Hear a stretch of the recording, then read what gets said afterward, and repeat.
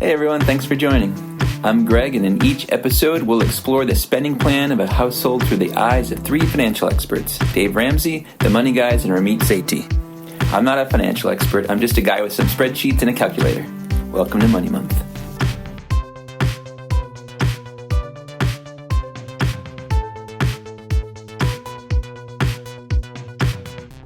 Today, we're going to revisit the spending plan of a couple in their early 30s from Kentucky with one child.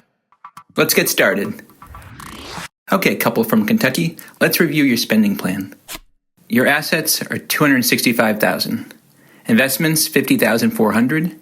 Emergency fund is $15,000. Pre-planned savings, $0. High interest debt is $5,000. Low interest debt is $230,000 for a total net worth of $95,400. Your gross monthly income is $6,500, which is about $78,000 per year.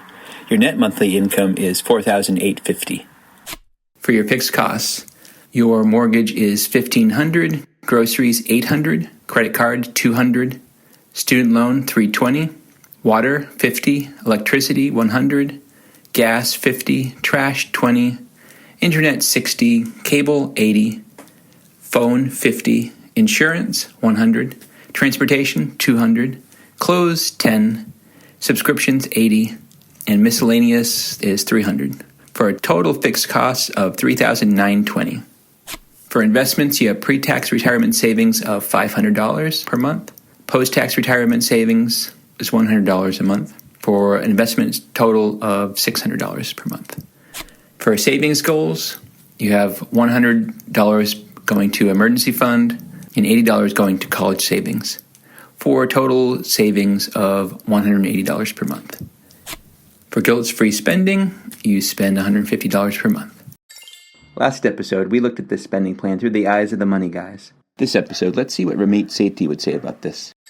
On his podcast and in his book, Ramit Sethi emphasizes the importance of allocating certain percentages of your net income to different spending categories. Ramit recommends that fixed costs should be about 50 to 60% of your net income. Investments should be 10 to 15%. Savings should be 5 to 10%. And guilt-free spending should be 20 to 35%. This is the most distinctive part of his approach when compared to the approach of Dave Ramsey and the Money Guys. His thinking is that if you get these percentages right, then everything else will fall into place. If your fixed costs are higher than 60%, then you'll probably feel financially stressed, like money is too tight, and that you need to live paycheck to paycheck. And if your investments are too low, then you're not setting yourself up for a rich life when you retire. If your savings percentage is too low, then you won't have anything to fall back on when an emergency comes or when a future expense arrives. So you may be tempted to incur credit card debt, which is not the path to a rich life. And lastly, if your guilt-free spending percentage is too low, then you may not be enjoying your life all that much, and you may never learn the skills of how to spend money. So let's see where you are with all of these percentages.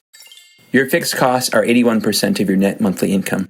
So Ramit would suggest doing whatever you can to bring these fixed costs down to 60%. Look at each of your fixed costs and see if there's any way they can be reduced enough to get down to 60%. 60% of $4,850 would be $2,910. Currently, your fixed costs are $3,920, so you would need to decrease your fixed costs by about $1,000. That's a large amount to cut from your fixed costs, and I'm not seeing any glaringly obvious ways of doing that.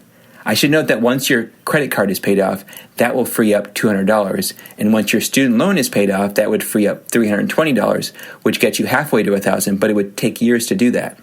In his book, Ramit outlines 6 weeks of action steps you should take to gain control of your finances, and the first week is dedicated to credit cards. Knowing your credit score, getting a credit card that has points and perks that you will use, automating your credit card payments, and if you're in debt, then setting up a plan to pay off that debt as quickly as possible. Ramit's approach to credit cards is the same as the Money Guys. If you can pay it off every month, then credit cards can be convenient and give you points and perks, but if you can't pay them off each month, you shouldn't use them. Ramit has even had a guest cut up a credit card live on his podcast, which is something that Dave Ramsey would applaud. But the difference between Dave and the others is that Dave recommends everyone cut up their credit cards, regardless of whether you have the means and the financial discipline to pay them off each month. One last note.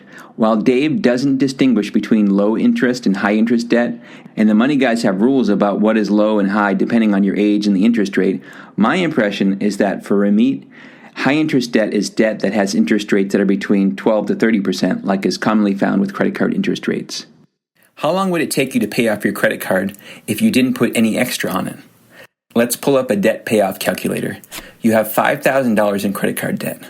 I don't know your interest rate, so I'm going to guess that it's 20%. If you paid $200 per month, it would take you 33 months to pay off, which is almost 3 years. How long would it take you to pay off your student loan if you didn't put any extra on it? Your student loan is $30,000. I don't know your interest rate, so I'm going to guess that it's 5%. If you paid $320 per month, it would take you 120 months to pay off, which is 10 years. Waiting 3 to 10 years to reduce your fixed costs sounds like too long to live with that kind of financial stress. In order to bring these costs down, Ramit might suggest living somewhere cheaper, spending less on groceries, spending less on clothes and subscriptions, and eliminating spending on miscellaneous items. Let's assume you're able to make some difficult decisions and you can reduce your fixed cost to 60%.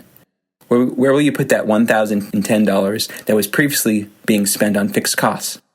Let's look at the other spending categories in your percentages. Your investment percentage is 12% of your net income, which is right in Ramit's suggested range of 10 to 15%, so let's leave it at that for now. For savings goals, Ramit recommends allocating 5 to 10% of your monthly income. You were saving $100 in your emergency fund and $80 for college savings, which added up to 4% of your monthly income. We didn't put any of that $1,010 towards investments, so we could use some of that for your savings goals. But before we do, let's look at your guilt-free spending.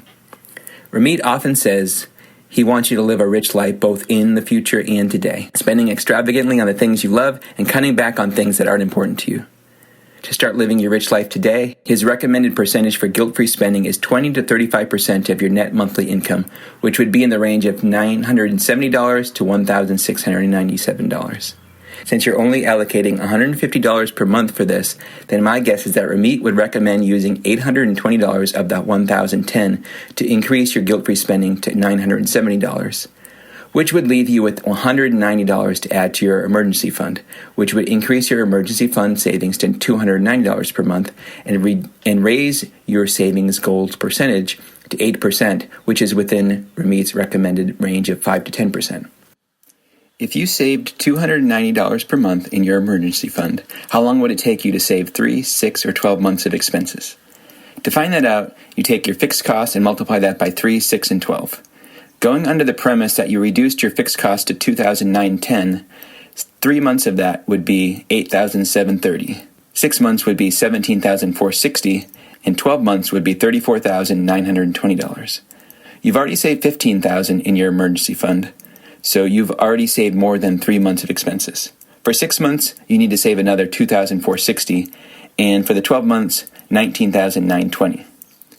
For the 6-month emergency fund, $2,460 divided by $290 is about 9 months. And the 12-month emergency fund, $19,920 divided by $290 per month is about 69 months, which is about 5.5 years.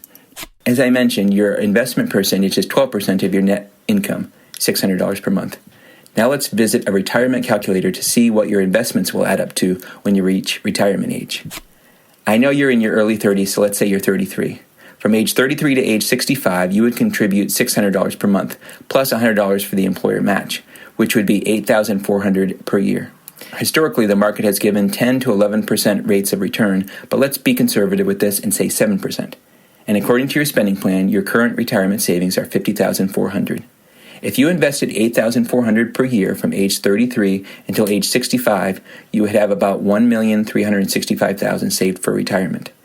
With a 4% safe withdrawal rate, that would give you about $54,600 to live off of in retirement.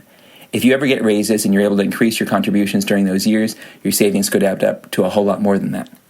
Also note that if this amount is less than you think you would need, then you can work towards increasing your savings percentage from 12 to 15% over time, which will become easier once your credit card is paid off in 3 years and your student loan is paid off in 10 years.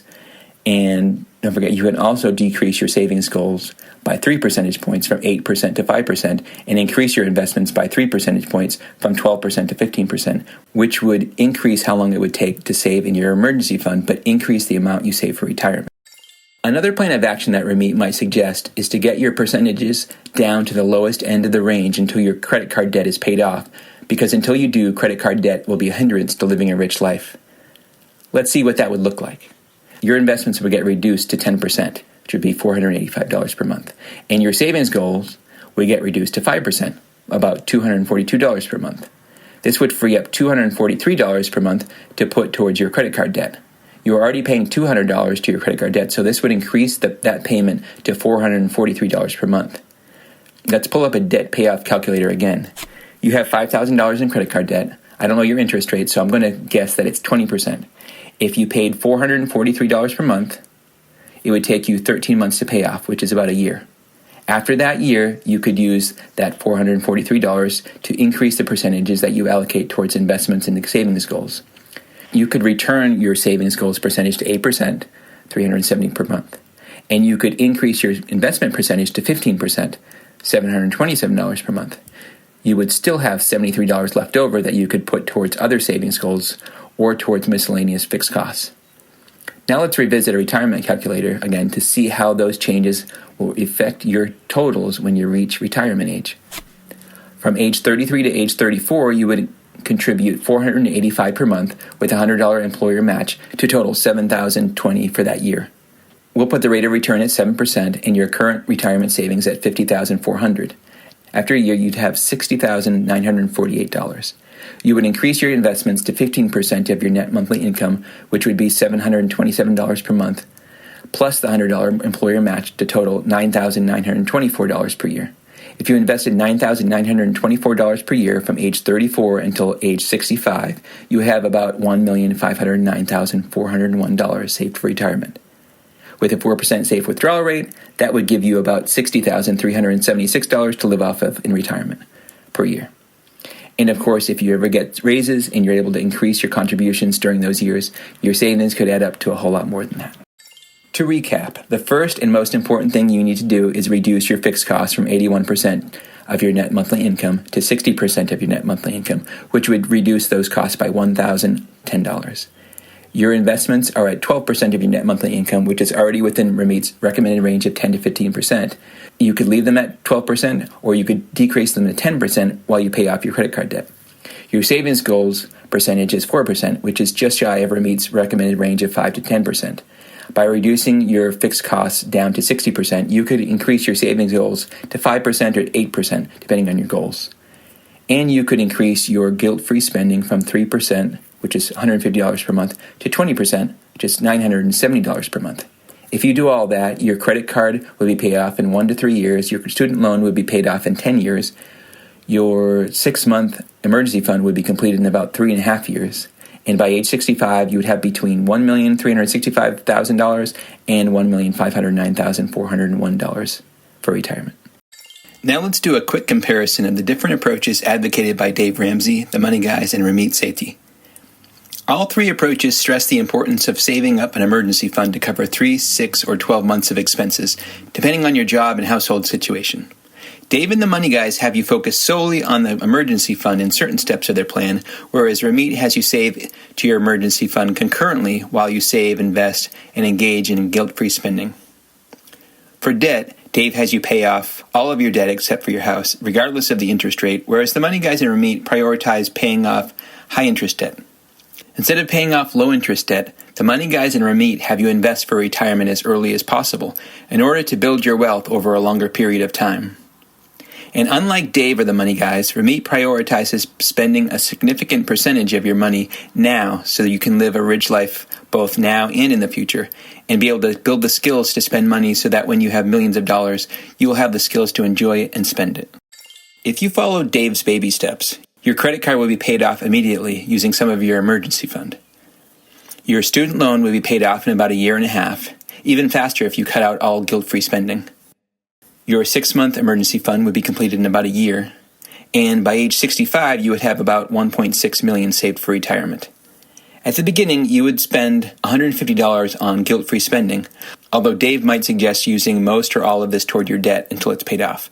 But after that's paid off, your guilt-free spending could increase to $375 per month after you invested 15% of your gross household income in retirement in Baby Step 4, or after you saved a certain percentage towards your children's college fund in Baby Step 5. although you might want to use some of that $375 to save up for other future expenses like your next car, phone, laptop, vacation, or whatever other expenses you might anticipate. If you followed the Money Guy's financial order of operations, your credit card would be paid off immediately using some of your emergency fund. Your student loan would be paid off in 10 years. Your 6-month emergency fund would be completed in about a year. And by age 65, you would have almost $2 million saved for retirement. At the beginning, you would spend $150 per month on guilt-free spending, and this could stay the same going forward, or you could increase this if necessary in order to enjoy your life a little more and not feel like you're depriving yourself, which of course would have the trade-off of saving less for retirement. If you followed Ramit's recommended spending percentages, your credit card would be paid off in 1 to 3 years. Your student loan would be paid off in 10 years. Your 6-month emergency fund would be completed in about 3.5 years. And by age 65, you would have between $1.3 and $1.5 million saved for retirement. Throughout, you would spend $970 per month on guilt-free spending. If you have any comments or questions about the spreadsheets, the MoneyMonth app, or my analysis of anything, feel free to hit me up in the comments, and I'll do my best to respond to you in the comments or in a future episode.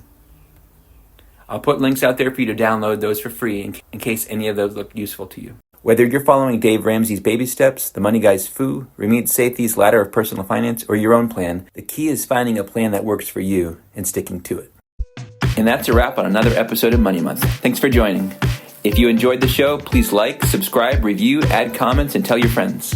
If you want to play along at home, I'll add some links so you can download the spreadsheets in the desktop app. We'll be back soon with more tips, tricks, and insights to help you achieve your personal finance goals. Until then, keep learning, keep growing, and keep making every month count with Money Month.